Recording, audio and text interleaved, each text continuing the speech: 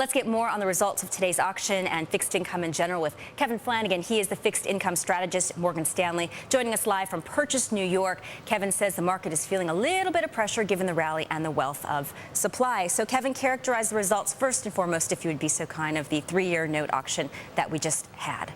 Yeah, I would agree. I think it was a solid auction. I don't think you can sit here and get all excited and characterize it as being very robust demand, but another continuation of this solid trend that we've been seeing over the last few months. We continue to see increases in auction sizes, and these auctions get taken down without really any difficulty. Why do we continue to see such strong, maybe a little less strong today participation, given that we're seeing more promising economic data, maybe with the exception of the last jobs report? But what is driving demand? Yeah, in terms of Treasury market, it's not the fundamentals. Really, I think it's all flow-driven. We're finding out there's just a ton of cash on the sidelines waiting to get put to work. And I think one key event, September 18th, when the Treasury guarantee on money market funds went away, left a lot of people sitting there wondering, where am I going to put my money? I can get a government guarantee, move out on the yield curve, get a little bit more income. And I think those flows are going right into the Treasury market. And with regard to the results today, how much of an impact was the fact that China's on holiday? I would agree with your speaker before. I don't think it was a huge factor at all. I'm sure they have people manning the desks, as it were, to get involved in the Treasury auctions as need be. Okay, so Brian also talked about this comparison with the TIPS auction yesterday, that perhaps investors were more interested in going that way because you had the inflation protection aspect. Is that something to consider?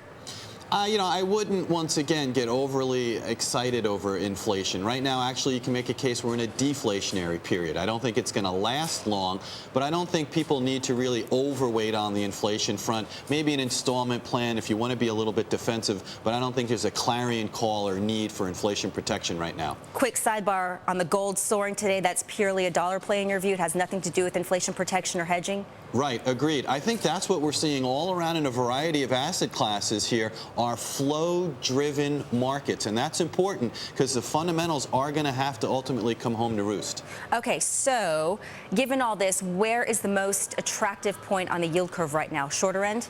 Yeah, we're still 2 to 5. I wouldn't go any further out than 5-year. And I think it's interesting with the RBA raising rates. If this is where the G20 is headed ultimately, this is probably going to be the parts of the curve you want to wait, let rates rise, have money come due, and reinvest later.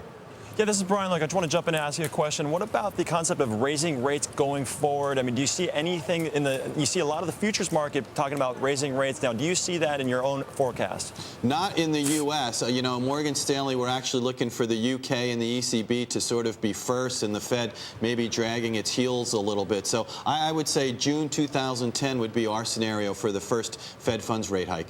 So with the Bank of Australia, as I'm sure you know, raising rates this morning to the surprise of many people, is this affecting Treasuries? Will it affect Treasuries here in the long run, considering that, as one of our earlier guests, Kathy Lena, foreign exchange strategist, suggested the Fed will be among the last of the central banks to raise rates?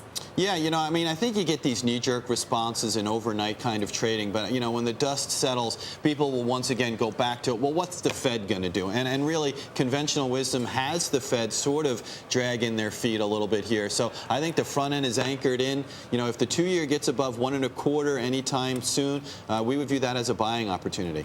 All right, and then what are you expecting for the remainder of the auctions this week?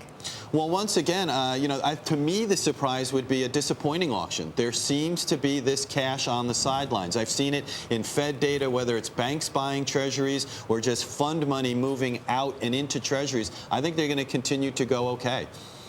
Many thanks to Kevin Flanagan of Morgan Stanley.